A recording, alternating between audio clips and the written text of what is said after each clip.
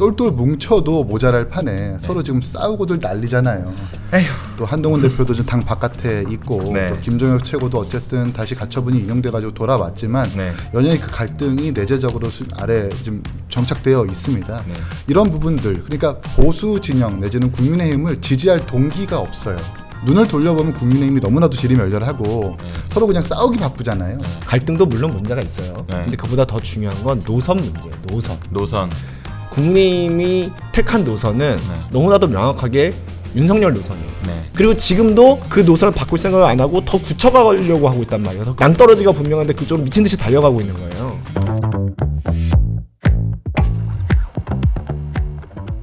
네, 오늘 여의도의 시선을 훔친 주인공은 누굴까요? 여의도 신스틸러 지금 시작합니다. 이제 신스틸러 심사위원으로 이기인 개혁신당 사무총장 안녕하십니까? 안녕하십니까? 네, 류재화 변호사 안녕하십니까? 안녕하세요. 네, 두 분 모셨습니다.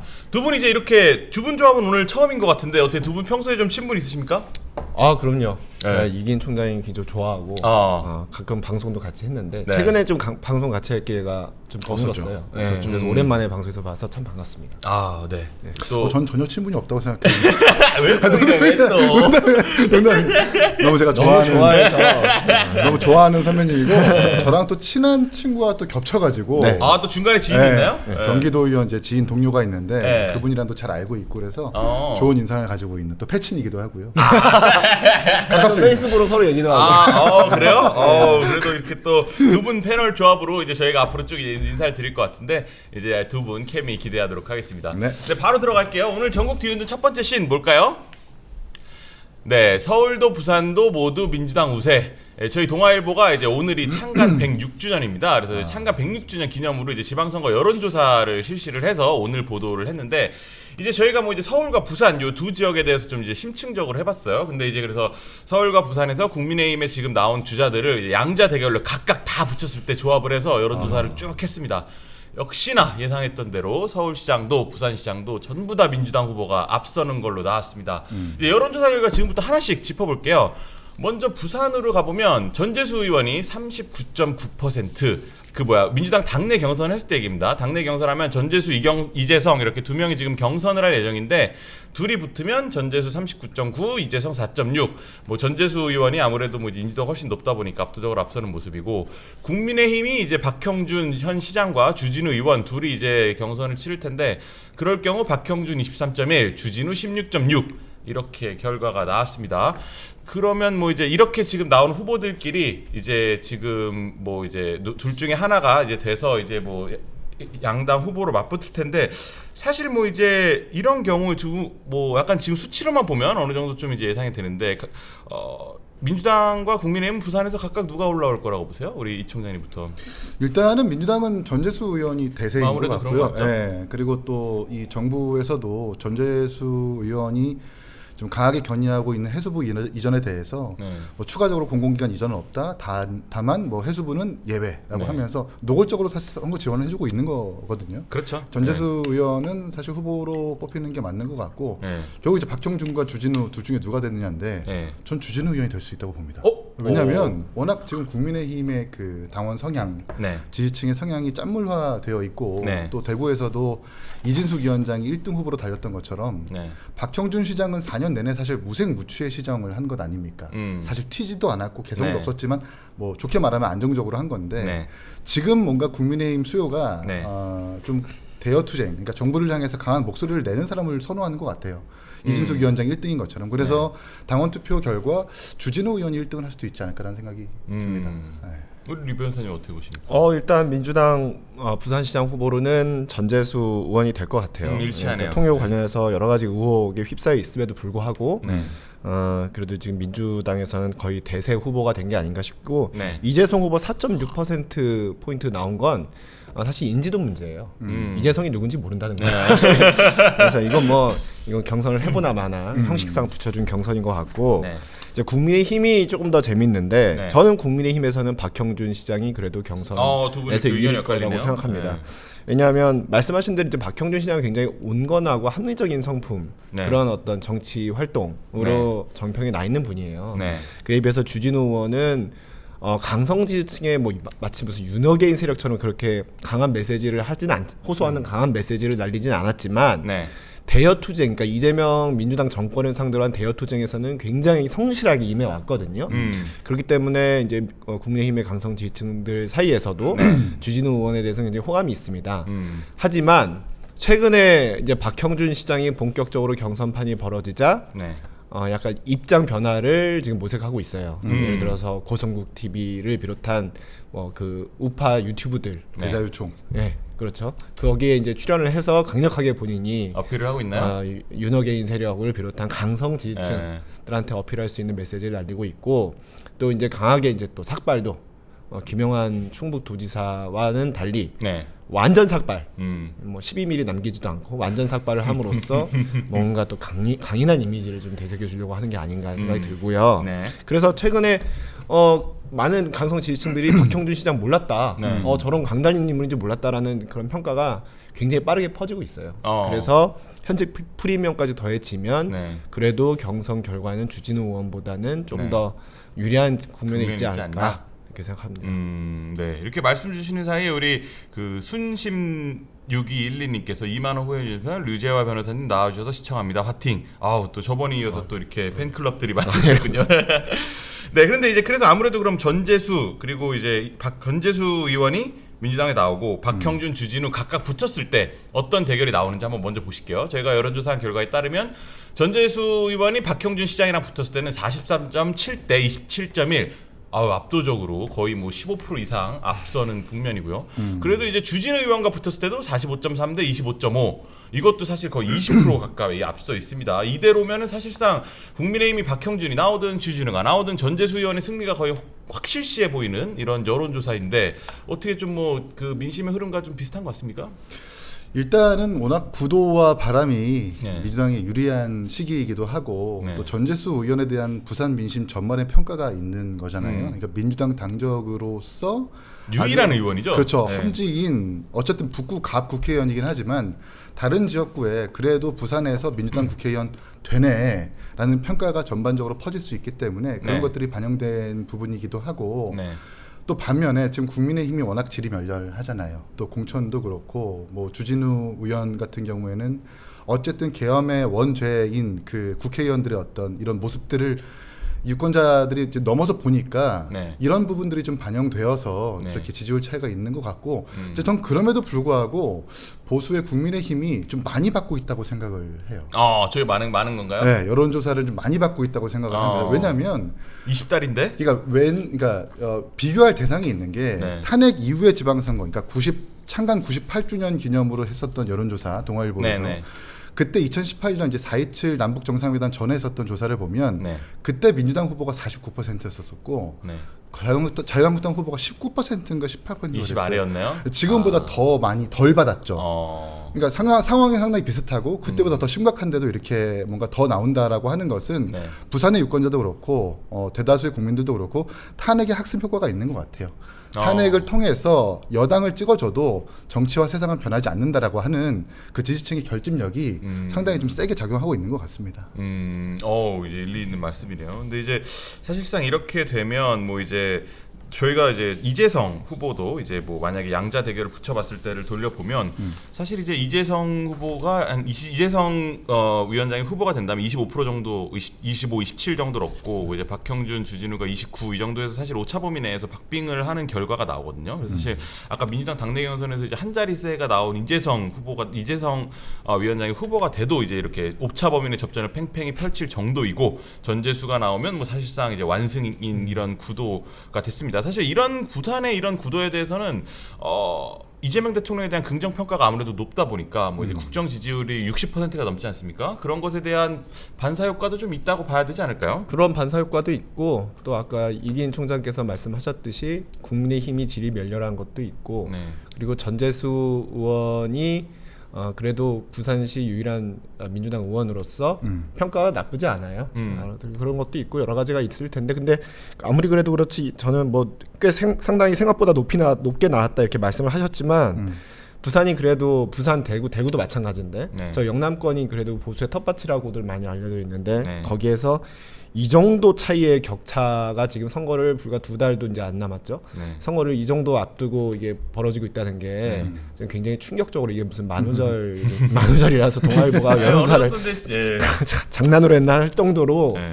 근데 또 말씀하신 대로 또 한편으로 보면 최근 민심이 그렇게 분노해 있습니다. 국민의힘에. 국민의힘의 분노 그 국민의힘을 사랑하는 만큼 네. 보수 정당을 사랑하는 만큼 더 잘하라는 그런 채찍질로 이렇게 네. 좀 오히려 민주당에 뭐랄까요 표를 몰아주고 심판의 회초리로 민주당을 활용하는 것 같은 네. 그런 어떤 분위기를 대구, 부산 등 영남 등지에서 보여주고 계시거든요. 이제 그런 부분에서 국민의힘이 굉장히 이런 성남 민심을 네. 무겁게 받아들여야 될 것 같습니다. 알겠습니다. 이렇게 말씀 주신 동안 또 니씨님께서 2만 원 후원해 주시면서 세종의 희망 류재화 변호사님 응원합니다. 말씀해 주셨고, 예. 감사합니다. 세종의 희망. 세종의 희망. 희망을 보여드려야 네. 되는데. 아, 근데 이게 그 뭐야? 이제 저희가 여론조사를 돌려보니까 사실 이제 그 이재명 대통령 표의 정책들이 부산에서 소구가 많이 되는 것 같아요. 특히 부울경 통합, 그 행정 통합이 어쨌든 뭐 이제 지금 대구는 무산되긴 했지만 부울경 통합에 대해서도 49%가 찬성을 한다고 했고 공공기관 이전의 정책에 대해서도 61%가 만족한다는 답변을 했습니다. 이게 해수부 이전 아까 말씀하신 거 포함해서 그런 거겠죠. 그러니까 이제 이재명 대통령이 밀고 있는 이런 지역 통합과 공공지원 위반, 지역균형 발전 이런 것들이 부산에 소구력 있는 메시지가 된다는 것인데 사실 지금 이렇게 정책으로서 유권자에게 어필할 수 있는 건 집권당밖에 없잖아요. 야당은 사실 이제 그런 게 없고. 그렇긴 한데요. 네. 그렇다고 해서 뭔가 이 실물 경제에 대한 평가도 분명히 하실 거라고 좀 보거든요. 뭐 GDP 잠재 성장률이라든지 네. 뭐 환율이라든지 네. 뭐 계속 하락하는 원화 가치라든지 네. 분명 부산 유권자들도 평가를 할 텐데 이렇게 네. 높게 나오는 이유는 네. 정부의 지금 연인하는 정책을 잘한다고 평가해서가 아니라 네. 야당이 제시하는 담론 네. 내지는 대안 네. 이런 것들이 부재하기 때문에 네. 어쩔 수 없이 그렇게 선택 그쪽으로 하는 것 같습니다. 그러면 그 야당이 좀 더 잘하면 그러니까 야당이 지금 제시하는 담론이 없잖아요. 없죠. 정책적으로 견인한 기준 하나도 없습니다. 네. 뭐 그나마 지난번 그 교섭단체 대표 연설에서 뭐 16세 투표권 인하 그걸 한번 꺼내봤다가 네. 그걸 지금 끌고 갈 견인 동력도 없어요. 네. 지금 국민의힘 뉴스만 틀어보면 이혁재 씨 나오고 무슨 뭐 이정현 위원장 또 한 번 사퇴한다고 나오고 이러다 보니까 정책적으로 판단할 수 있는 계기가 없거든요. 이러다 보니 네. 정부의 대안이 났는지 안 났는지 모르는 채 그냥 거길 가지고 네. 약간 끌려가는 모양새도 분명히 있다는 생각이 듭니다. 네. 아무래도 이제 제가 전재수 의원에 대해서는 뭐 이제 부산에 있는 국민의힘 뭐 정치인이랑 얼마 전에 식사를 했는데 그 얘기를 하더라고요. 전재수 의원이 진짜 스킨십이 탁월하다. 그래서 막 이제 유권자한테 하는 것도 보고 하면 자기한테 사실 반대편 진영에 있는 사람한테도 이렇게 딱 감는다고 하죠. 이제 그런 것들이 엄청 탁월하더라. 뭐 이제 하면서 되게 뭐 이제 칭찬을 하는 모습이 좀 이례적이긴 했습니다. 우리 재수. 우리 재수. 그러니까요. 이제 사실 부산이라는 민주당 입장에서 험지에서 이렇게 참 유일한 현역 의원에다가 이제 또 부산시장에서 이런 높은 지지율이 나오니까 결과를 국민의힘도 바싹 긴장을 해야 될 것 같습니다.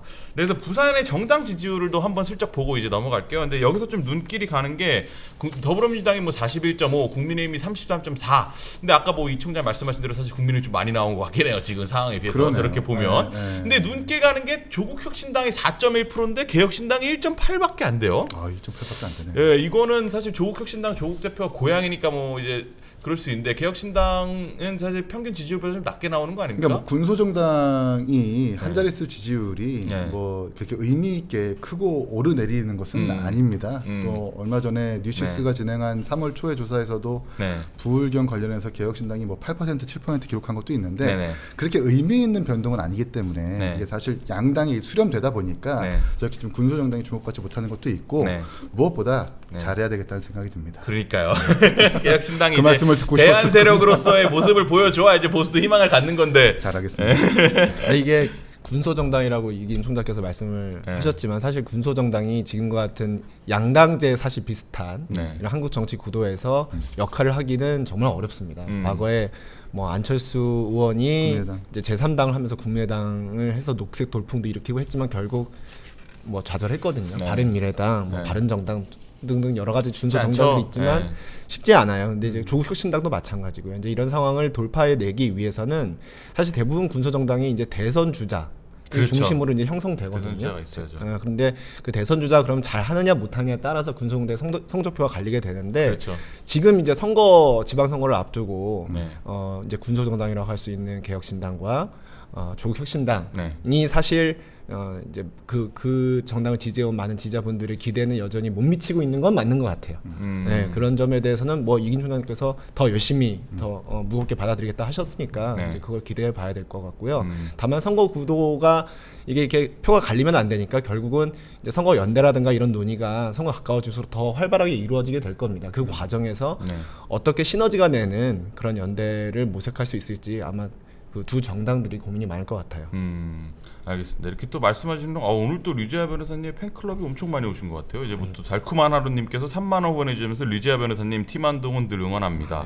이미숙님께서 류 변호사님 화이팅, 팀 한동훈 화이팅. 송윤혜님께서 류지아와 항상 응원합니다. 2만 원 후원해 주시고 이쁜 제니님께서 2만 원 후원해 주시면서 류지아 변호사님 응원 꼬리 잡아요. 아유, 뭐 출연료를 더 받아. 이걸 다 저한테 어떻게 하고? 또 이긴 총장님께도 있습니다. 이제 박스님께서 10,000원을 후원해 주셔서 질문을 주셨네요. 이제 뭐 이긴 이준석과 극우 윤어게인 장동혁 장해찬 연대에 대해 어떤 생각이신가요? 라고. 이거는 네. 아마 오늘 주제에 있을 거니까. 네, 이거는 이따가 저희가 이제 다룰 거니까 이제 그때 답변을 드리겠습니다. 그리고 서울, 사실 서울로 이제 가볼게요. 서울 같은 경우가 사실 어떻게 보면 뭐 제일 양당에서 공을 들이는 이제 그런 지역일 텐데 이제 여기는 이제 지금 민주당이 3명이 나와서 이제 그 경선을 하고 있습니다. 정원호 전 성동구청장 그리고 박주민 의원, 전현희 의원 이렇게 셋이 붙고 있는데 정원호 22.7, 박주민 15.7, 전현희 2.8. 뭐 사실상 명픽이라고 이제 인지되고 있는 정원호 구청장이 뭐 선두를 달리고 있고요. 국민의힘에서는 뭐 역시 현역 서울시장인 오세훈 27.4, 윤희숙 5.2, 박수민 2.6. 뭐 사실 이거는 이제 오세훈 시장이 뭐 압도적으로 유리한 게 이제 딱 보이는 그런 국면입니다. 그래서 아까 부산과는 반대로 국민의힘은 오세훈으로 갈 것 같고 이제 민주당은 이제 정원호나 박주민이냐 이제 이 싸움인데 이제 뭐 일단 민주당부터 뭐 이제 정원호, 박주민 둘 중에 한 명이 될 가능성이 높아 보이는데 우리 총장님 어떻게 예견하십니까? 정원호 청장이 되겠죠. 근데 사실 그 50보 100보 같은 게 정말 정치 고관여층이 아니면 박주민 의원이나 정원호 청장 잘 몰라요. 우리가 정치에 관여되어 있고 관심이 있다 보니까 고관여층만 아는 거고. 그렇죠. 그리고 어쨌든 정원호 청장으로 아마 수렴이 되는 그 지지율은 정원호 개인에 대한 판단이 주요하게 영향을 미쳤다기보다는 어쨌든 대통령이 본인의 트위터를 통해서 샤라웃을 해줬잖아요. 일을 잘한다라는 걸로. 그래서 아마 그 배경에 대통령이 밀어주는 그 지지율이 영향을 미치고 있는 것 같고, 근데 오세훈 시장이 되게 지금 지지부진하지 않습니까? 근데 오세훈 시장이 기간의 행보를 보면은 당을 향해서 되게 쓴소리를 많이 했잖아요. 그렇죠. 오히려 오세훈 시장은 더 많이 올라야 되는 거고, 정원호 청장은 일을 잘한다고 처음에 시작을 했지만 뭐 칸쿤도 터졌고 여직원 그것도 터졌고. 거기다가 이제 뭐 수의계약 그 고액 후원자들의 수의계약 사건도 터져서 더 낮아져야 되는데 그 구도가 좀 계속 굳혀져 가고 있는 것은 이 선거가 인물론이 아니라 구도와 바람으로 이루어지는 선거다라고 평가할 수 있는 거죠. 사실 이제 말씀하신 대로 정원호 구청장 같은 경우는 뭐 이제 성동구민 정도만 알지 사실 뭐 아무도 잘 모르는 분이었는데 이번에 이제 이재명 대통령이 X에서 띄워주면서 이제 전국적 인지도를 갖게 됐단 말이에요. 근데 사실 이제 이분은 12년 동안 구청장만 한 분이에요. 그래서 이제 중앙정치 무대에는 이번에 처음 등장한 거고. 이제 이분이랑 만나 식사할 때도 이분도 이제 그런 생각을 하더라고요. 이제 중앙 무대 나오면 이제 아까 말씀하신 그런 네거티브들이 우르르 나올 거 아니에요. 그거에 대해서 이제 그걸 어떻게 이겨내느냐가 또 이제 큰 정치인이 되는 스텝이라고 봐야 될 것 같은데 지금 이렇게 국민의힘 어제는 국민의힘 김재세 의원이 의혹을 제기한 거지만 사실 당내 경선 박주민 전현희 후보도 1등 후보를 집중적으로 때리고 있습니다. 이제 정원호 구청장이 이거를 견뎌내고 이제 서울시장 후보가 되고 서울시장까지 되는 이게 과정에는 그런 일들이 수없이 계속 이뤄질 것 같은데 어떻게 잘 견딜 거라고 보십니까? 그거는 이제 봐야겠는데 아까 말씀하신 대로 정원호 후보의 경우에는 이제 중앙 무대에서 뛰어본 적이 없기 때문에 지금 예를 들어서 뭐 어제 나왔던 칸쿤 뭐 관련된 사건도 잘 뭐 해명을 해야겠지만 그 전에 JTBC 단독 보도로 나왔던 도이치모터스 말고요 후원자들에 대한 민간 위탁 계약을 해줬다는 거, 장기 민간 위탁 계약을 해줬다는 것도 사실 그 해명을 보면 뭐 후원자가 어쨌든 수익계약 그 민간 위탁 계약을 딴 건 맞거든요. 그렇다면 이제 그거에 대해서 좀 더 이제 엄밀하게 이제 자기가 따져보고 부적절한 부분이 있으면은 자기가 좀 더 사실 그 자체가 위법한 건 아니에요. 과정과 절차에 문제가 없다고 위법한 건 아닌데 좀 부적절해 보일 수 있으니까 그런 건 좀 스스로 더 챙겼어야 되거든요. 간단하게 유감 표명하고 넘어가면 될 일을 구청장이 개입할 수 없는 일이었다는 식으로 해명했더라고요. 이제 이런 거는 사실 이제 좀 뭐지 싶은 거죠.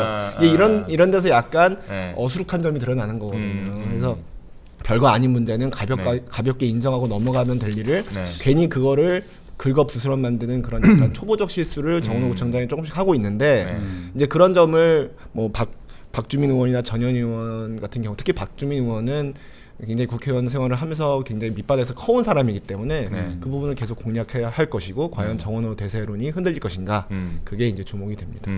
네. 이제 그러면 양자 대결이 아무래도 가장 궁금하실 텐데, 이제 오세훈 시장과 국민의힘은 상수고, 이제 그러면 정원호 구청장과 오세훈이 붙었을 때 어떻게 되느냐? 정원호 대 오세훈.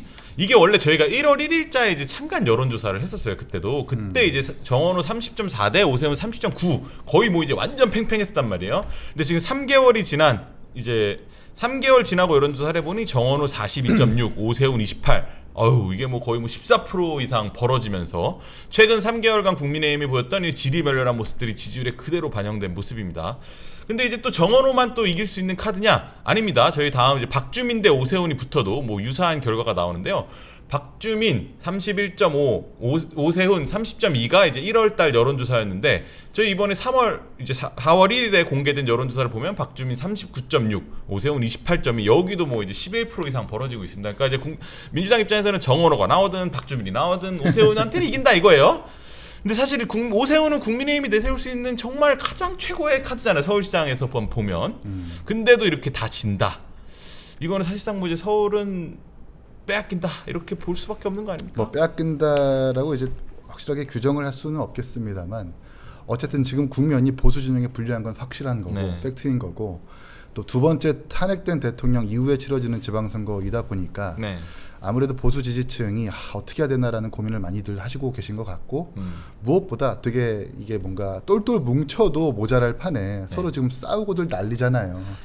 또 한동훈 대표도 좀 당 바깥에 있고, 또 김종혁 최고도 어쨌든 다시 가처분이 인용돼가지고 돌아왔지만 여전히 그 갈등이 내재적으로 아래 지금 정착되어 있습니다.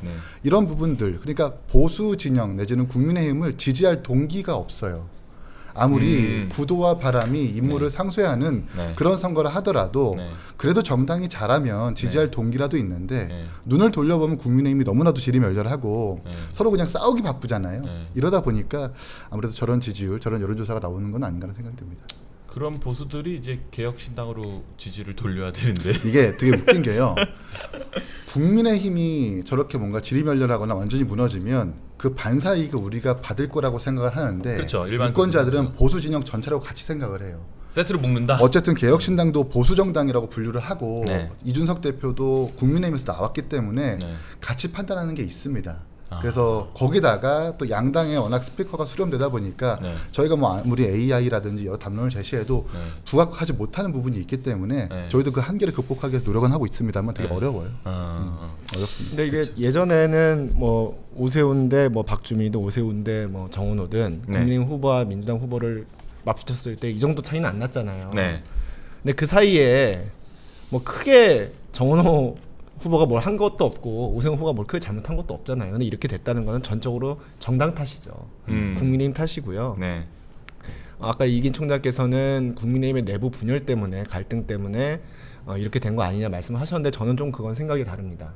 갈등도 물론 문제가 있어요. 근데 그보다 더 중요한 건 노선 문제예요. 노선.